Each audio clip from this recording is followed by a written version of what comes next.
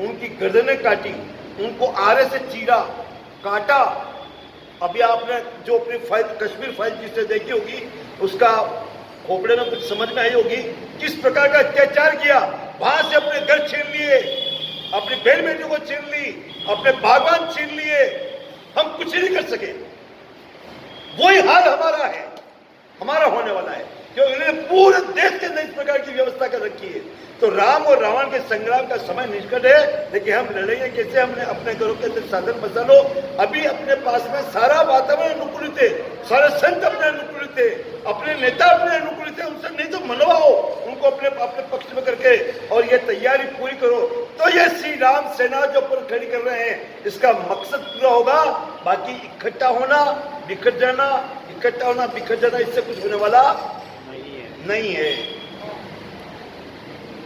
रामचंद्र जी के संग लक्ष्मण, रामचंद्र जी के संग लक्ष्मण, कर में लेकर बाण चले, कर में लेकर बाण चले, लिए विजय विश्वास हृदय में, लिए विश्वास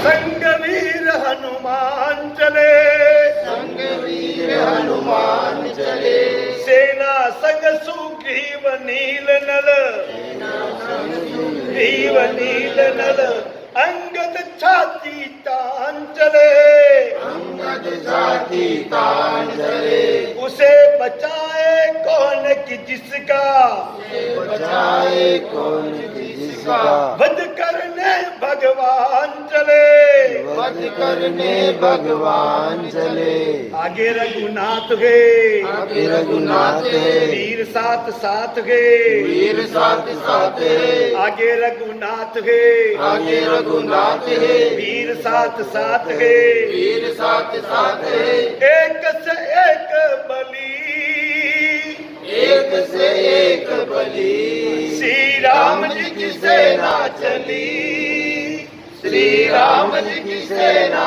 चली, पापियों के नाश को, पापियों के नाश को, धर्म के प्रकाश को, धर्म के प्रकाश को, एक नई ज्योति जली, एक नई ज्योति जली, श्री राम जी की सेना चली, राम जी की सेना चली।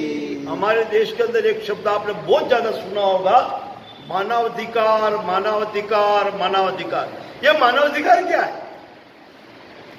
आपने कभी सोचा मानवाधिकार क्या चीज है?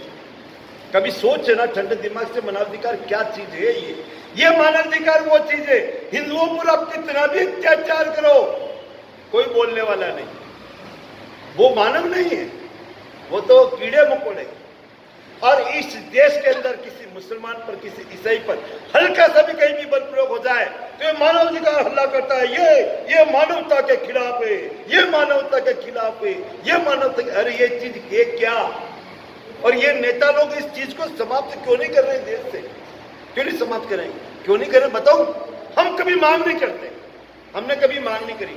मैंने आज सोचा था कि आज अपनी बैठक के अंदर सभी जने पेन और डायरी लेके आए और कुछ पॉइंट लिखे, पॉइंट लिख करके और पत्र के द्वारा या किसी के भी द्वारा राष्ट्रपति तक और प्रधानमंत्री तक ये आवाज पहुंचाएं कि हमारे को ये चीज की मांग है हमारे देश के अंदर, इसको समाप्त की जाए।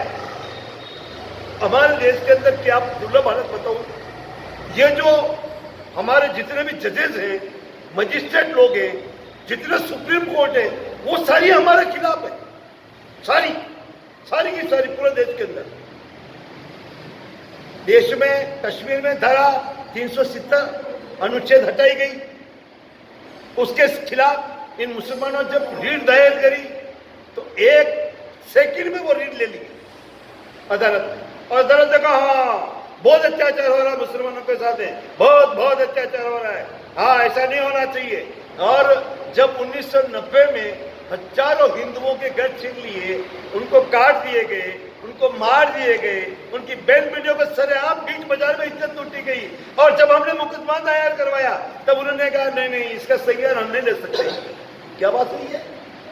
क्या ये इनको मारो तो दायरतन मुकदमा मेरे को मारो तो नहीं नहीं नहीं नहीं हम नहीं कर सकते, ये क्या बात हुई भाई? कभी नियम और कानून तो संविधान तो सबके लिए समान है ना, तो फिर हमारे लिए इस प्रकार का ये द्वेषतापूर्ण व्यवहार सुप्रीम कोर्ट का क्यों क्यों?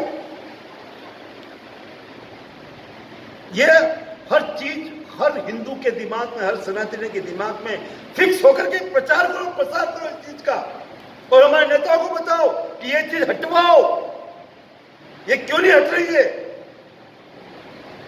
फिर आगे चलो तो एक वक्फ बोर्ड है, अभी बहुत सुना आपने टीवी पर, मोबाइल पर बहुत होता है वक्फ बोर्ड, वक्फ बोर्ड।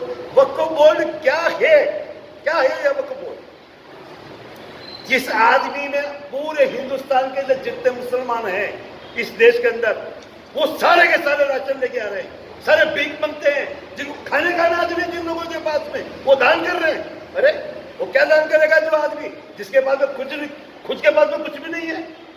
मेरे जेब में 1 रुपया नहीं है, मैं दान कर रहा हूँ। क्या दान क्या कर रहा हूँ मैं? खाक दान कर रहा हूँ क्या? पर ये क्या चीज है? ये वक्फ बोर्ड क्या है? 5 दिन तक यहाँ कबड्डी खेला कोई मुसलमान तो बस ये हमारी वक्फ की जमीन होगी, तो 5 दिन यहाँ कबड्डी खेला था वक्फ की जमीन होगी। और ये कौन सा कानून है भाई? किसी आपने मकान किराया दे दिया, वहां मकान किराया दे दिया और आपके उस लोन में 10-20 मुसलमान इकट्ठे होकर के और वहां नमाज पढ़ने लगे, तो आपने कहा यार नमाज क्यों पढ़ रहे हो? कि नहीं नहीं आज हमारा त्योहार है इसलिए पढ़ रहे हैं। वहां ठीक है, पर हिंदू बहुत भोले होते हैं, क्या वहां पढ़ ले यार। तो उन्होंने 5 दिन के बाद नमाज पढ़ ली तो वह वक्फ होगी, ये वक्फ। अब उसका मुकदमा यहाँ वहां नहीं चलेगा, आपकी जयपुर में जो अदालत है वहां चलेगा। अब वहां कौन जाए?